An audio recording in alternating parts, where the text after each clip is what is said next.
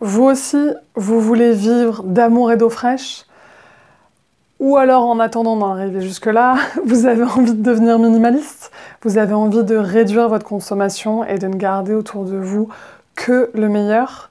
Je vous explique, avec quelques étapes, quelques astuces, comment y aller en douceur. C'est parti, rejoignez-moi, on va devenir minimaliste.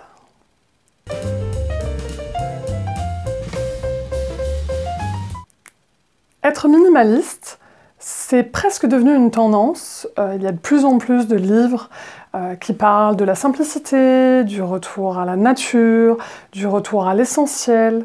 Et ça veut dire quoi vraiment être minimaliste? Ça veut dire qu'à un moment, on va essayer dans une société de consommation, donc qui prêche le fait d'avoir énormément de choses, on va essayer d'aller un petit peu à l'inverse et d'avoir uniquement l'essentiel. Maintenant, vous allez le voir, ça va être une question d'équilibre. Parce que, bien entendu, pour aller à l'essentiel, il va vous falloir un petit temps de recherche pour savoir ce qui est essentiel pour vous. Parce que, bien entendu, on va vous donner des idées, moi la première, pour pouvoir commencer ce chemin, mais il n'y a que vous, en l'explorant, en le vivant, vous allez être capable de me dire si pour vous, être minimaliste, c'est d'avoir 4 t-shirts ou d'en avoir 10, mais par contre, dans votre vaisselle, vous allez avoir 3 mugs, alors que quelqu'un va en garder une quinzaine. Idem pour les livres. On va, bien entendu, par rapport à notre vie, et puis par rapport au moment où on a envie de devenir minimaliste dans sa vie, on n'a pas du tout les mêmes envies, pas du tout les mêmes besoins.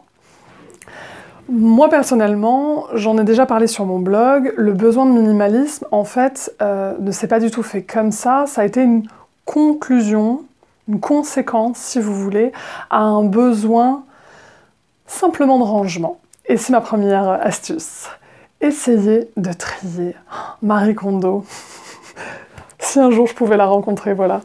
Je fais une demande à l'univers face à vous aujourd'hui. C'est vraiment quelqu'un que j'apprécie énormément, de loin, bien sûr, que j'ai l'impression qu'elle a vraiment créé quelque chose qui manquait. C'est-à-dire que c'est pas juste le rangement et le tri. Pour des gens comme moi qui adorent, c'était déjà pas compliqué. Mais elle a ajouté la notion de joie, qui est vraiment une émotion qui nous emmène en avant. J'en ai parlé dans des vidéos, j'en ai parlé sur mon blog, donc allez regarder un petit peu, ça vous donnera des idées. Et moi, c'est comme ça que je suis devenue minimaliste. Et encore, je trouve que j'ai beaucoup trop de choses chez moi. Mais c'est-à-dire que j'ai réussi, grâce à cette méthode, à enlever 80% de ce que j'avais. Et d'ailleurs, un des meilleurs exemples, c'est que je m'habille encore dans la partie professionnelle avec un uniforme. Donc, essayez de commencer par ça. Selon moi, c'est vraiment la plus belle étape et la plus positive puisque c'est un tri dans la joie. La deuxième, donnez-vous du temps. On est dans une société qui va hyper vite et qui vous demande de consommer, consommer, consommer sans réfléchir. Essayez pas de faire la même chose pour devenir minimaliste puisque être minimaliste, c'est l'essentiel et l'essentiel, comme je vous disais, ça va prendre du temps. Donc, pour moi, c'est aussi accepter cette forme d'impermanence, j'en parle beaucoup, c'est-à-dire de cycles, de choses qui vont évoluer. Vous donnez 1 an au moins, pour moi, je pense que c'est important. C'est-à-dire de ne pas se dire, allez, on est en janvier, bonne résolution, ou on est en septembre, peu importe, ou c'est mon anniversaire, je veux plus être la même personne, et allez, dans 1 mois, c'est fini. Bah non, parce que là, du coup, vous êtes exactement dans la problématique de la société, où vous allez acheter, consommer ou faire quelque chose contre et non pas pour. Or là, le minimalisme, c'est pour une meilleure qualité de vie. Parce que, on fait de l'espace, il y a plein de choses. Vous voyez ici, j'installe mon set dans ma chambre pour pouvoir faire ce tournage en moins de 5 minutes. Parce qu'il y a tellement peu de meubles. Il suffit que je pousse un tout petit peu mon lit, j'ai la chance d'avoir une grande pièce, et hop, ça y est, c'est fait. Je pousse mon lit, je pousse mon tapis de yoga. Vous voyez, c'est vraiment pas très compliqué. Donc, pour en revenir à cette astuce, donnez-vous du temps, au moins 1 an si c'est pas plus. Prenez plaisir, documentez l'évolution, prenez des photos avant, après, vous verrez, c'est assez incroyable. La troisième chose, choisissez la qualité. Notre société de consommation nous pousse à acheter des choses en ligne sur des sites de moins en moins chers, de plus en plus rapidement. Je suis comme tout le monde, j'ai envie que ça aille vite. En revanche, j'essaye au maximum, quand c'est important pour moi, de privilégier de la qualité. C'est-à-dire, quand vous avez 2 pulls et quand vous avez envie d'acheter 2 pulls, essayez plutôt de regarder les étiquettes et de vous dire, si j'en veux 2, c'est que ça répond à des besoins. Si les 2 prix sont à 40 ou 50 € et que j'ai l'habitude de dépenser ça, bah peut-être qu'à partir d'aujourd'hui, vous allez pouvoir transférer ce budget sur un seul pull à 100 €.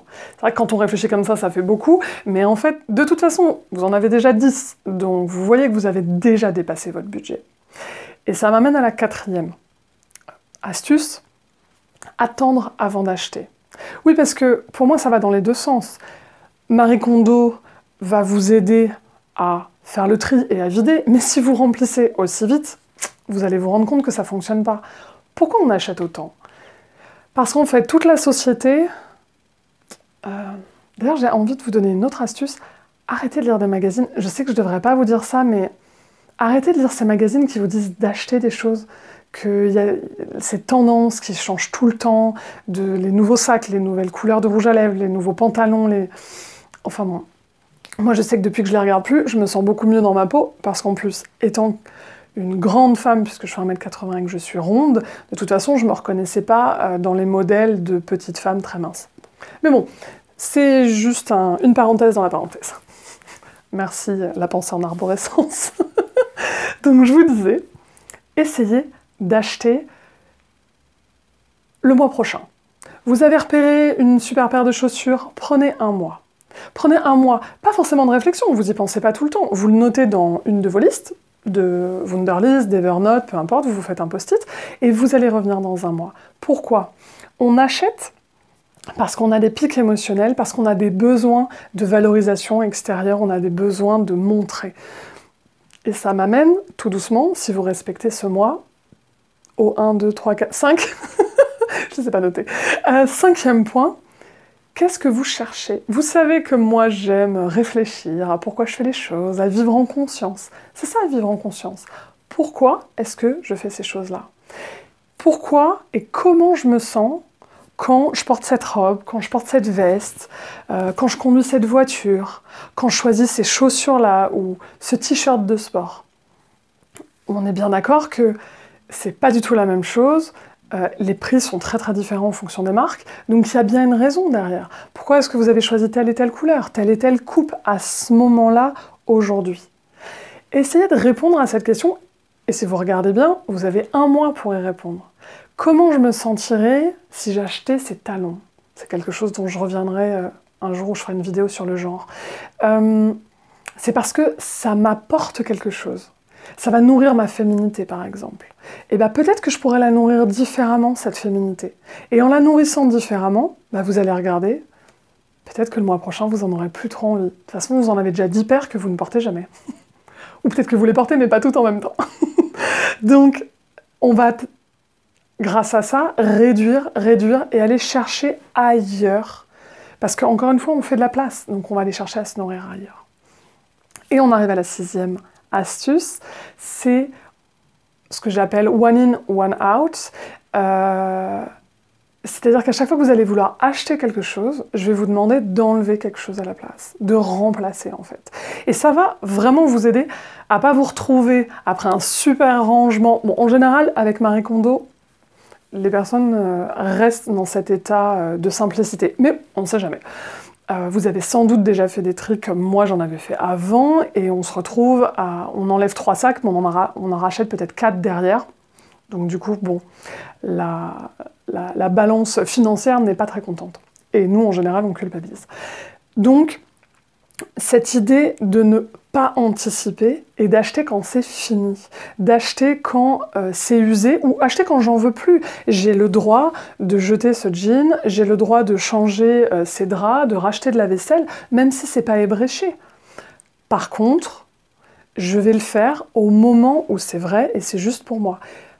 Pareil, vous le verrez, on n'achète pas 10 déodorants d'avance ou 10 dentifrices. On en achète peut-être un si vraiment on est nombreux, mais dans l'idéal, on rachète quand c'est fini. Et vous verrez, le one in, one out, il est encore plus visible sur des très très grosses choses, sur des gros postes. Bien sûr, là, je pensais pas à la voiture. Si vous avez le budget de pouvoir en acheter 10 d'un coup, tant mieux. Je pensais plutôt voilà, aux chaussures, que ce soit de sport ou de ville. C'est devenu des gros budgets.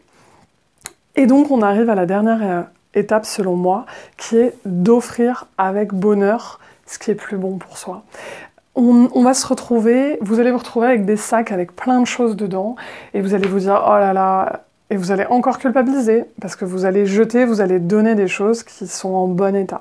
Essayez de faire le tri, il y a plein de bonnes œuvres, il y a plein de personnes qui sont dans le besoin, c'est l'occasion d'aller donner ces choses-là, soit en main propre, si vous connaissez, si vous croisez quelqu'un dans la rue tous les jours qui fait la manche, ou alors d'aller dans des associations.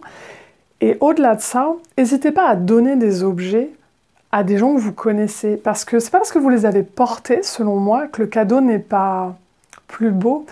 Je sais que personnellement, j'ai offert des vêtements à des gens que j'aimais beaucoup, et les voir porter avec amour ces vêtements qui, pour moi, sont plus du tout synonymes de joie quand je les portais, c'est un vrai bonheur. Et je trouve que, pour aller un peu plus loin, ça pousse cette idée d'interconnexion.